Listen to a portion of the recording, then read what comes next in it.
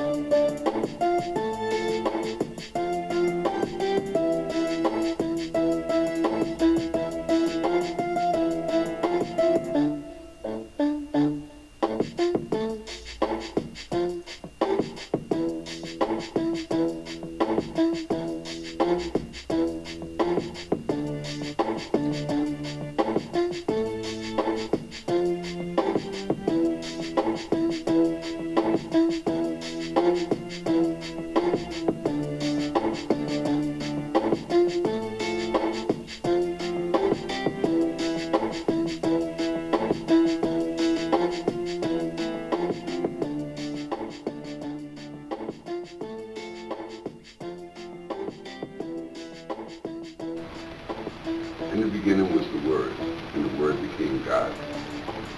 All right, my name is Wayne Barboza, and this is just a few-minute clip, just to give you an idea of what CapeVerdean.net is all about. It's the first of many series that will be going on for the next 40 years, starting with teaching people how to use the channel of symbolism, because that's what word is. The word will take you from a picture to an understanding. If I say cat, you will see a cat. And if I say cat calico, you see a calico. If I say Siamese, you see a Siamese. If I say dog, you see another picture. So words say pictures, pictures say words. In my speech given back there in 2003, I think it was, the ambassador from Cape Verde, up Cabo Verde, where I'm from, I'm Cape Verde. These are little islands off the coast of West Africa. This is where the slave trade began. Many Portuguese and Cape Verdean cultures think that the Cape Verdean baskets that were produced during this slave trade were just a mixture of Portuguese and Africans. But the truth is, they were selective with their women, and the women were selective with which children would become slaves and which one would be staying home to be taught whatever the father's skill was or whatever the mother's skill was. The mother had skills that go way back into motherland Cape Verde, or motherland Africa, because that's the breast of Africa. These islands are actually the tips of mountains that once rose very high, and people that lived there, of course, but during a cataclysm, it sunk, and all the land mass sunk, and the people that survived called.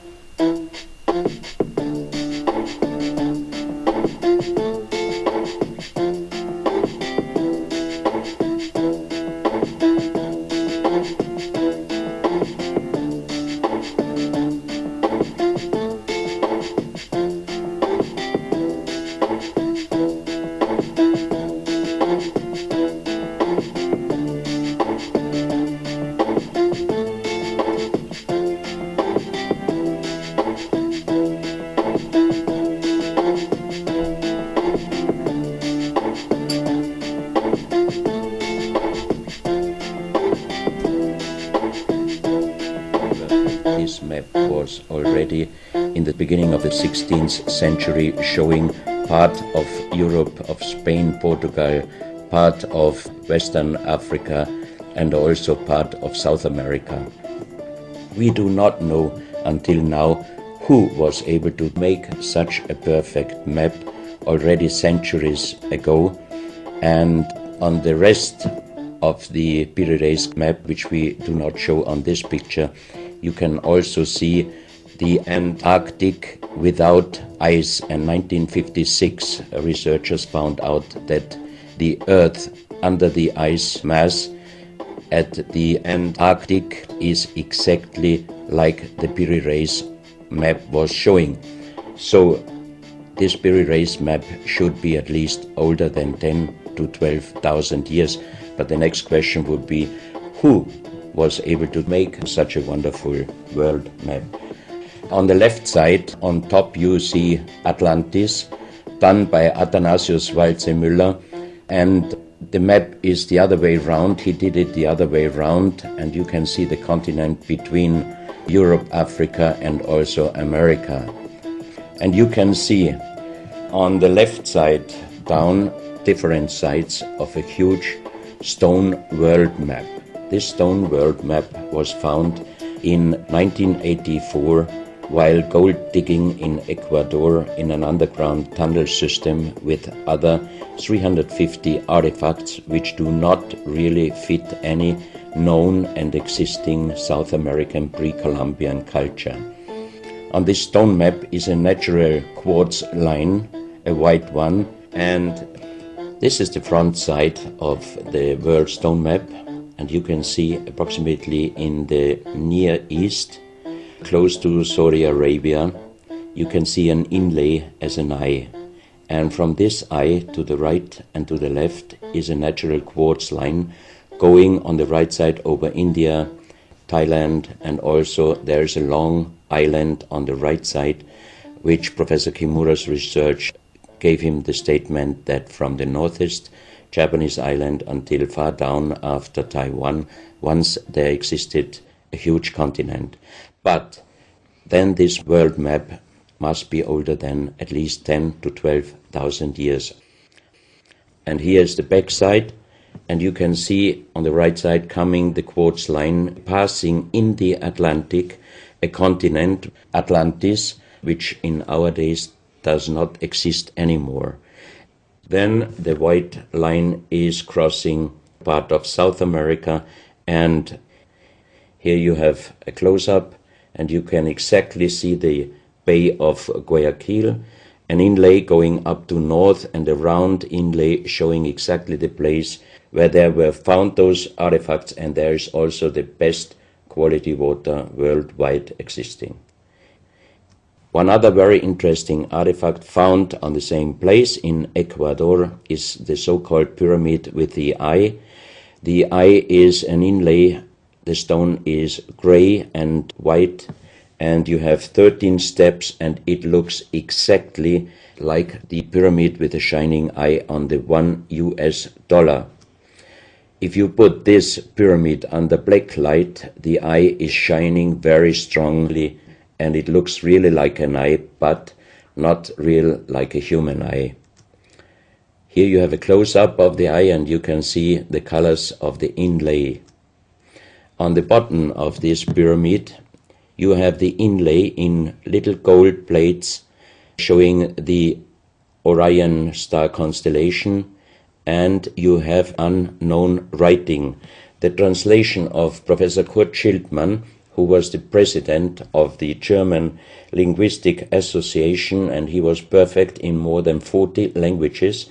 He was able to translate this writing. He called it pre-Sanskrit because it is older than the oldest writing. And the translation of these 4 letters you can see here, his translation is "the Son of the Creator comes." As we found the same writing on stones in certain countries like Ecuador, Colombia, Illinois, United States, Clausel, France, Malta in the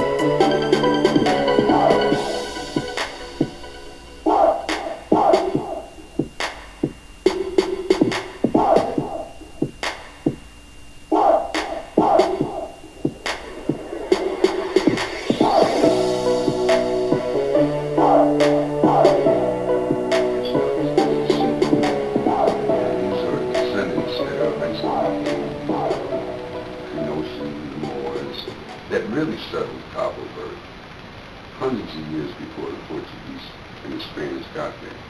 Now, the Spanish and the Portuguese settled in Cape Verde around that time of the beginning of slavery. They had a settlement that even Henry the Navigator tried to conquer and overthrow about 4 or 5 times, and he attacked it because it was a strategic point close to America. And everybody wanted to come to America because there was gold, elements, and these elements gave them power. Now today we fight against principalities and powers. And the most important part is that somewhere along the line we forgot about the Creator, the planet, and the things that are important, the natural things. And we've come to the point where we worship the dollar. We don't even have the gold and the silver that goes behind it. In fact, the federal government isn't even a government bank.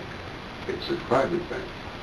And we need to know a little bit more about money. We need to know a little bit about words.